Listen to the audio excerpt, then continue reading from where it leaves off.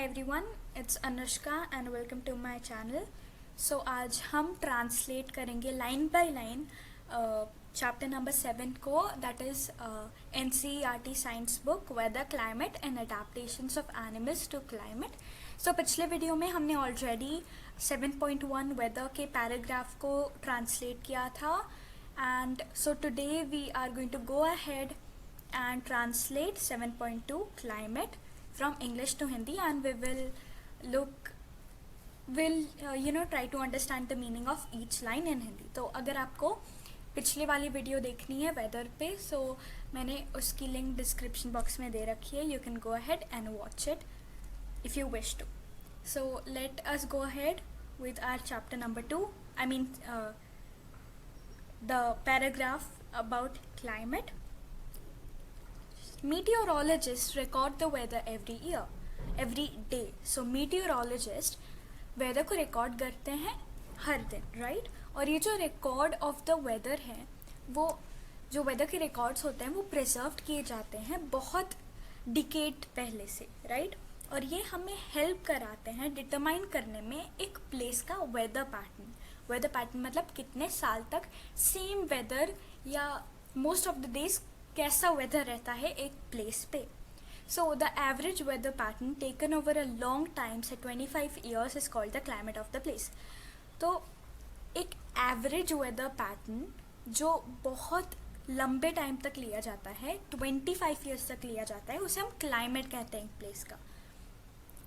तो अगर एक प्लेस का temperature most of the days मतलब बहुत almost most of the days high रहता है, तो हम कह सकते हैं कि वो प्लेस का क्लाइमेट हॉट है. और अगर वहाँ बहुत ज़्यादा रेनफॉल भी होती है, तो हम ये कह सकते हैं कि वो प्लेस का क्लाइमेट हॉट एंड वेट है. सो टेबल दिया है हमें 7.2 और 7.3, एंड वहाँ उन्होंने क्लाइमेटिक कंडीशन दिए हैं 2 प्लेसेस के इंडिया में. और ये जो मीन टेम्परेचर दोनों मंथ मीन टेम्परेचर दिया गया है दोनों मंथ के लिए. सो टेबल 7.2 श्रीनगर का है जो जम्मू एंड कश्मीर में आता है, और टेबल 7.3 थिरुवनंतपुरम केरला में दिया गया है. और ये है information about whether. So daily इनका मिनिमम वेदर दिया गया और डेली मैक्सिमम वेदर और मीन टोटल रेनफॉल भी दिया गया है. सो पहले हम एक मंथ का एवरेज टेम्परेचर लेते हैं और बाद में उसका एवरेज ऐसा काउंट करते हैं जो बहुत सालों तक रहा है. फॉर एग्ज़ाम्पल, अगर मुझे श्रीनगर जम्मू एंड कश्मीर के रीजन में क्लाइमेट फाइंड आउट करना है, तो मैं एवरेज लूँगी बहुत सारे सालों का, right? So that's how we will get climate of a particular place. So the 2 places are Srinagar in Jammu and Kashmir and Thiruvananthapuram in Kerala. So by looking at table 7.2 and 7.3, we can easily see the difference in climate of Jammu and Kashmir and Kerala. तो हम अगर दोनों tables को देखें तो difference हमको पता चल रहा है. यहाँ माइनस में है डेली मिनिमम और यहाँ डेली मिनिमम इनकी डेली मैक्सिमम पे है. सो यू कैन सी कि जम्मू एंड कश्मीर का क्लाइमेट बहुत कोल्ड है, वेरएज केरला का is a bit warmer, right? So हम बहुत क्लियरली देख सकते हैं कि केरला बहुत हॉट और वेट है in comparison to Jammu and Kashmir, और जम्मू एंड कश्मीर में मॉडरेट हॉट और वेट क्लाइमेट होता है एक ईयर के पार्ट में, right? So similar data for the west region of India. So for example, Rajasthan में temperature most of the year high रहेगा, लेकिन विंटर में जो विंटर बहुत कुछ महीनों तक रहता है, फिर भी टेम्परेचर बहुत लो रहता है राजस्थान में विंटर का.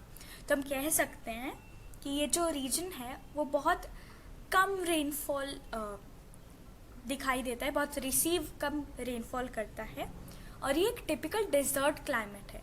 और राजस्थान का क्लाइमेट क्या है? Hot and dry. और north eastern India north eastern India में रेन बहुत ज़्यादा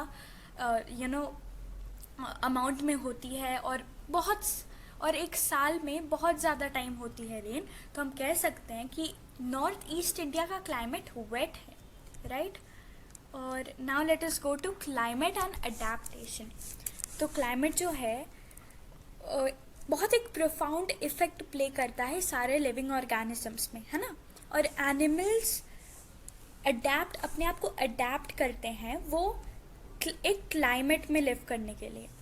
सो एनिमल्स जो बहुत कोल्ड और हॉट क्लाइमेट में रहते हैं, वो उनके पास बहुत स्पेशल फीचर्स रहते हैं ताकि वो अपने आप को प्रोटेक्ट कर सके एक्सट्रीम कोल्ड से और हीट से।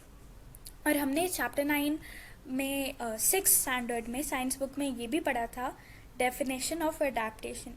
सो features and habitats that help animal to adapt to their surrounding as a result of the process of evolution.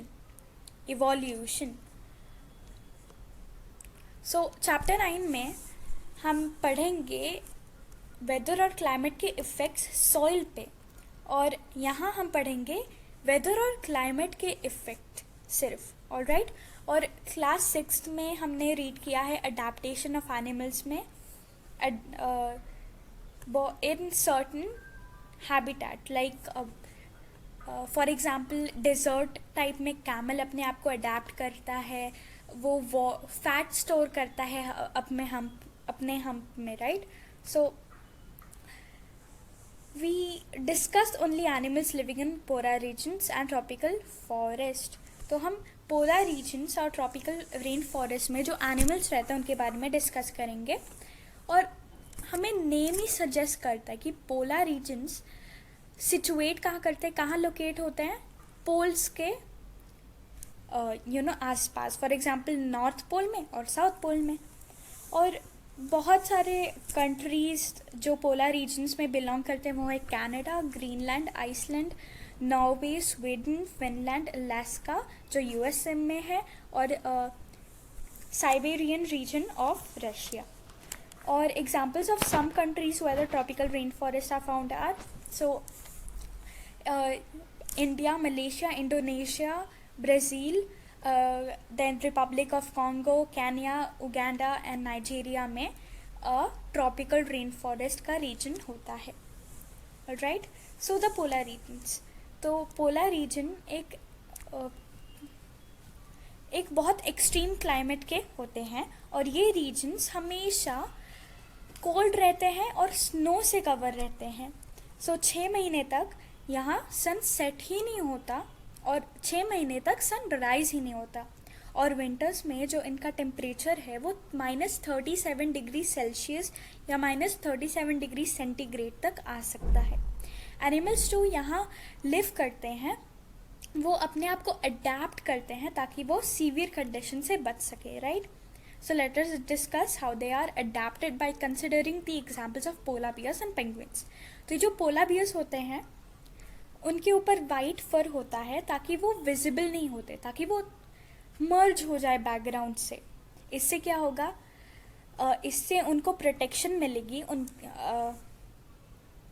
From there predators. तो प्रेडेटर्स से उनको प्रोटेक्शन मिलेगी, और ये उन्हें हेल्प एक और चीज़ में करता है, किसमें, अपने प्रे को कैच करने में, ताकि जल्दी से वो अपने प्रे को कैच कर ले और फूड इनटेक कर सकते हैं, राइट। और उन्हें एक्सट्रीम कोल्ड से प्रोटेक्ट करने के लिए उनके पास 2 थिक लेयर्स ऑफ फर होते हैं, 2 थिक लेयर्स ऑफ फर, और उनके पास एक स्किन में एक लेयर फैट की होती है under the skin.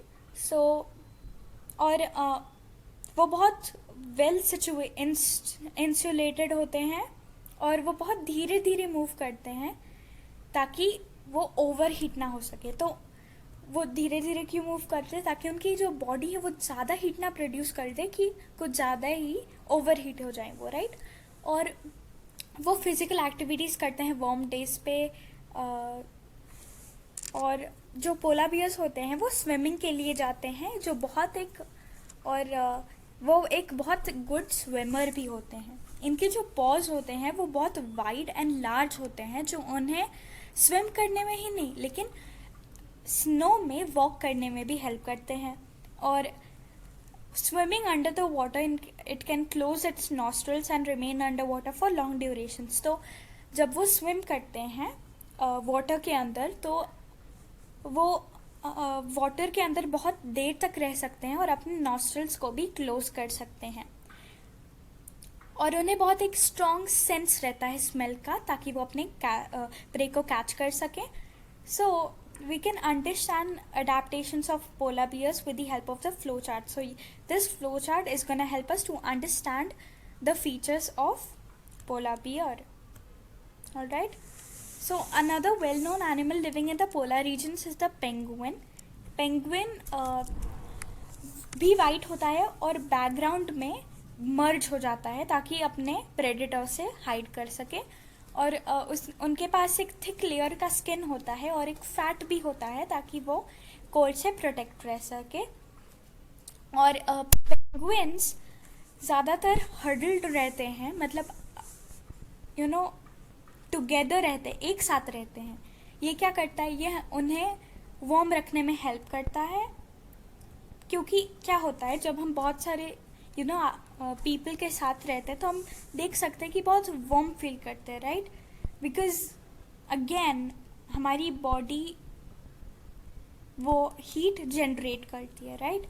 Now polar bears जैसे ही penguins are also good swimmers, वो बहुत अच्छे स्विमर्स होते हैं और उनकी बॉडी स्ट्रीम लाइंड होती है और उनके जो फीट हैं उनमें वेब्स होते हैं जो उन्हें गुड स्विमर्स बनाते हैं। और सारे एनिमल्स जो पोलर रीजन्स में रहते हैं वो है fishes, musk oxen, reindeers, foxes, seals, whales और बर्ड्स। और ये नोट करना बहुत इम्पॉर्टेंट है कि फिशेस कोल्ड वाटर में रह सकते हैं बहुत देर तक, लेकिन बर्ड्स को हमेशा वार्म में रहना चाहिए सर्वाइव करने के लिए। और बर्ड्स माइग्रेट करते हैं वार्मर रीजन से जब विंटर सेट हो जाता है और वो फिर से आ जाते हैं जब विंटर ख़त्म हो जाता है। और हमें पता है कि इंडिया एक डेस्टिनेशन है जो बहुत सारे बर्ड्स का माइग्रेटिंग डेस्टिनेशन है। और हमने ये भी देखा होगा या सुना होगा कि सर्बियन क्रेन जो सर्बिया से आता है वो भरतपुर राजस्थान में और सुल्तानपुर हरियाणा में और कुछ वेटलैंड्स ऑफ नॉर्थ ईस्ट और some other parts of India में माइग्रेट करता है। And so this was about climate 7.2 climate. Next video में हम द ट्रॉपिकल रेन फॉरेस्ट के बारे में रीड करेंगे। सो आज हमने क्लाइमेट एंड अडेप्टेशन पे रीड किया। So the next thing that we are going to cover is going to be the tropical rain forest. और अगर आपको पिछले वाले वीडियो की लिंक चाहिए तो वो ऑलरेडी डिस्क्रिप्शन बॉक्स में है, अगर आपको वेदर के बारे में ट्रांसलेशन चाहिए। Okay, bye bye and don't forget to subscribe to my channel if you haven't, and also like the video.